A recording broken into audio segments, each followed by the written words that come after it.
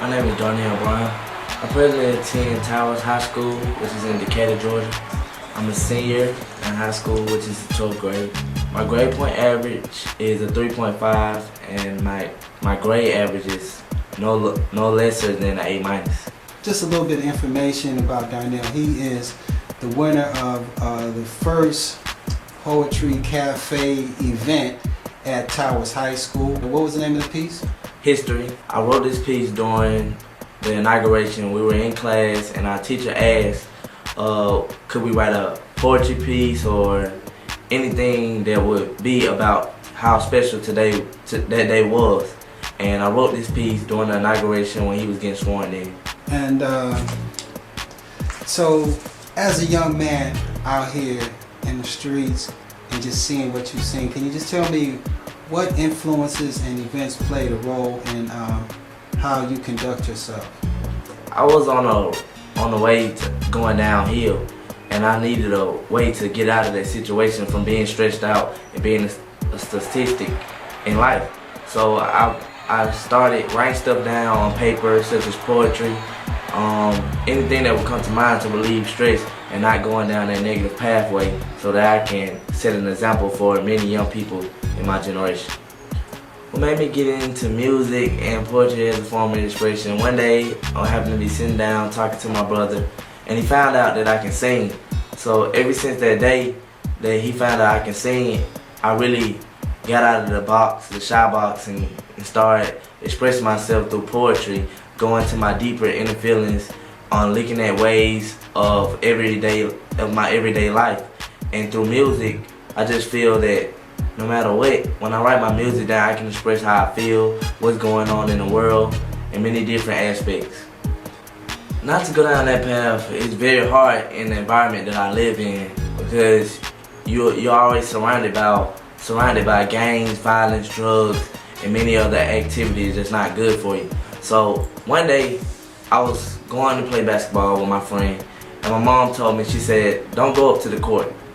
And me being as a teenager and hard-headed, I went anyways. That same exact day was playing basketball, and I happened to turn around, and 5 feet from me was a boy standing with a gun. He clicked the gun twice, and no bullet came out. Only thing you heard was a sound. Thank God, when I looked at my body and discovered that I wasn't shot, they said it was a blank. And from that day forward, I got rid of all the bad aspects of gangs, violence, drugs, and I realized that my life is way more important than any negative aspect, so that I can set my standards high and succeed in life, because life is precious to me. And every day is another day, and I thank God for that. Back in, I think it was January 20th, I wrote this piece in class. And this piece was so powerful to me, because when I read it to class, everybody was so, like, I got a standing ovation. So from that day forward, I was like, man, I didn't know this piece was that powerful. So I discovered that the piece was so powerful and meaningful to me that I had to take it further than what it was. So one day, I was catching the bus home, and it was raining. I was standing at the bus stop waiting for my dad to come pick me up. And when I got home, I realized that I had lost my piece. And from that day forward, every day after that, I was looking, I was searching, and I was trying to think of in my mind, how can I rewrite this piece and write it exactly how it's supposed to go. But it would never come back to me. Only thing I could get was the beginning. So one day, a month later to be exact, I was standing at the bus stop, and it was raining again. I happened to look down, and under a piece of paper, I found my piece. And I was so happy. I was like, this got to be a destiny, because for me to find this piece back in the same exact spot that it was, and for it not to be ruined to the point where I cannot read a word, that was so amazing to me. So when I got home, I wrote it down, and ever since then I memorized and I know it by heart. The piece is right here. The piece is right here, and this is the piece that I found at the bus stop, the original, and it's kind of ripped up, but it's still good. I see myself in life progressing, maturing, going to college, and right after college, after majoring in business administration, becoming a successful businessman. And not only that, it's always important for me to give back to my community, to give back to the young, even the elderly, to let them know, to understand and explain to them that nothing's impossible. Everything is possible. No matter what you go through, no matter what activities or negative aspects that approach your life, you can always take a step forward. There's always one word that can be said to a person that can change their whole life. What keeps me going is when I can help somebody every day just by speaking a word to them and see them smile, put a smile on their face. That makes me so extremely happy. What also keeps me going is people like Mario Coleman, which is a producer, my family, my friends that surround my life, that keeps me positive, working as a team and as a unit and providing each other with information that can help us move forward. My uncle, what's his name, Butch Stafford. I want to name I want to say one of my role models, Barack Obama, because he sets an example that anything's possible and nothing can defeat what we have planned. I also want to name a current role model that has approached my life, and just by knowing him a couple days, married Mario Coleman. Other role models, just friends and family that surround my life, and yeah, that's about it. What makes me happy is, once again, to put smiles on people's faces, to influence younger people, such as young men and young ladies, that there's nothing possible that can stop you from being bigger and greater.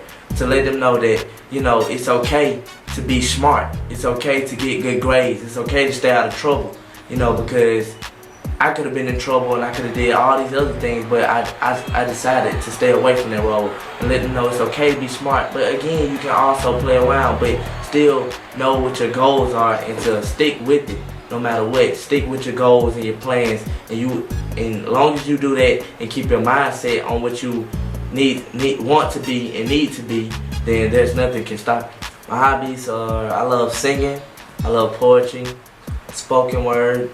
I like to play sports every now and then, basketball, football, even sometimes play the video games, helping others, and that's about it. Ever since my grandmother passed back in 2001, my favorite word has been inspiration. She inspired me so much. Inspiration builds you, it pushes you forward. It shows the dedication that you have to exceed every limit. So my favorite word would be inspiration. Yes, my mother and father are currently married and they are homeowners. What I would say to the kids that's out there that doesn't have that father or doesn't have that mother figure in their life right now is to just stay positive. I know sometimes times can get very rough when you don't have that father figure or that mother figure. To tell you the truth right now, my father that stays with me, I call him my father.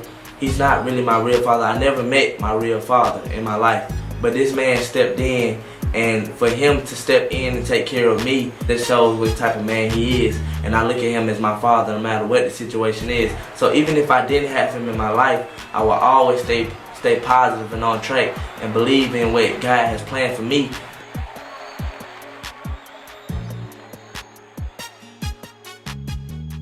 History. On this day, 12009, I've seen many roots grow tall like vines. For on this day, history has been made for all people.